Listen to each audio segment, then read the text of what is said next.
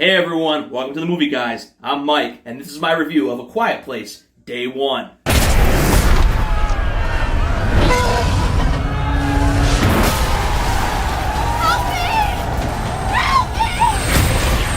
So this is the third movie in the saga, but this time we've got a prequel. And this one, not directed by famed director John Krasinski. This movie is directed by Michael Sarnowski of Pig fame. If you don't know what Pig is, check it out. It's with Nicolas Cage. Highly recommended. Good film. Different, but a good film. So in A Quiet Place, we follow Lupita Nyong''s version of Sam, a character that is in a nursing home on hospice. She is dying of cancer.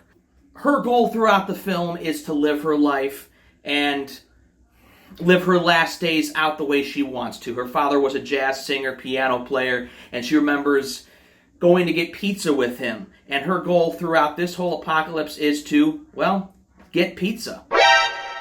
Yeah, might not exactly be what you expect, but you know what? It works. And that's the one thing about this film that I love. I love the fact that this is a story about people. This is a character-driven film. This is not about the aliens that crash land or even about the conflict. This is about the human parts of the story, getting to know Sam and Joseph Quinn's character of Eric. Now, first things first, these two, Lupita and Joseph Quinn, they run this movie back, and it makes this movie excellent. This is a character-driven film, and their performances are excellent. They have chemistry. Not a love chemistry, but a full-blown chemistry that just works throughout. Djimon Hounsou returns from A Quiet Place Part 2. I don't really know if I understand exactly why he's here, other than to connect the story possibly to Part 3 with Eric's character. I will not get into why. I don't want to get into spoilers as to how that connects. But something to do with what happens at the end of this film, I think, may tie into A Quiet Place Part 3. Now, the sequences in New York City are scary, intense, and very well shot by director Sarnowski. I loved the intensity. This is the most intense thing we've had in the A Quiet Place universe so far. We've seen the brutalness, the fastness of these alien creatures. And there's something that happens in the middle of the film that I'm still left wondering what exactly is going on. And all I'll tell you, that involves eggs and pink goo. Alex Wolff also plays a character called Ruben, who is actually Sam's nurse at the nursing home that she is in. And I loved the friendship between Ruben and Sam. Although it doesn't play out as long as I wish it would have, I think it really works, and I think Alex Wolff definitely brings a good closeness to Sam and the friend that she needs to get through the rest of her life until she gets to Joseph Quinn's character of Eric.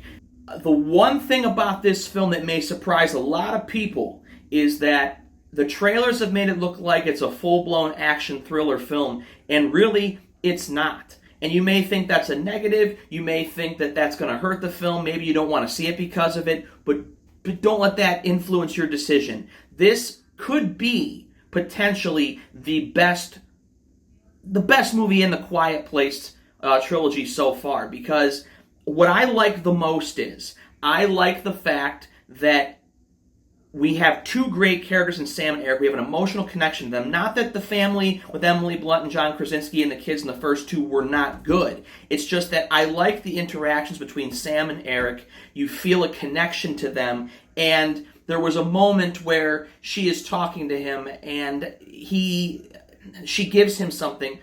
I don't want to say what it is. She gives him something, and the tears in his eyes were so genuine. And actually, a part of my soul actually wanted to cry a little bit, because in that moment between the world ending and what's happening to Sam and him getting to know her in this small amount of time, something about it just works. And between the writing and the performances and the direction here, it works on all cylinders. If you like the first two Quiet Places, you will like this film. This film works on many levels. It adds a little bit more depth to the trilogy. Unfortunately, it doesn't answer any of the old questions from the first two movies, but I think the reason for that is because it's all being saved for Part 3. If Part 3 doesn't answer that, then it kind of almost feels like these movies are just doing things to provide questions without answers, but I don't think that's what they're doing here. I think they're just building to the end of the story, potentially in Part 3, if Part 3 is in fact the end of the entire saga. We'll wait and see. But overall, this is a good film. It's a good character film. There's some good action sequences. It's very well directed, and it definitely works from start to finish.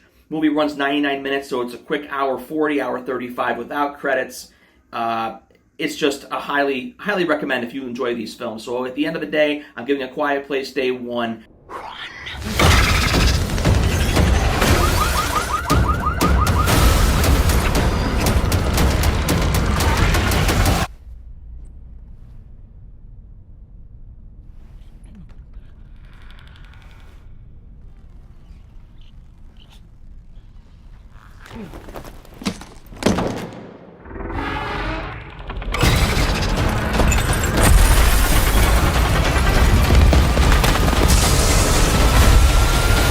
9 out of 10. Definitely recommend it. Check it out if you're a lover of A Quiet Place or if you just like a good thriller character film. All right, everyone. Thanks for joining me on the very first review for the movie, guys. I'm Mike. Make sure to follow us on TikTok, on Instagram, and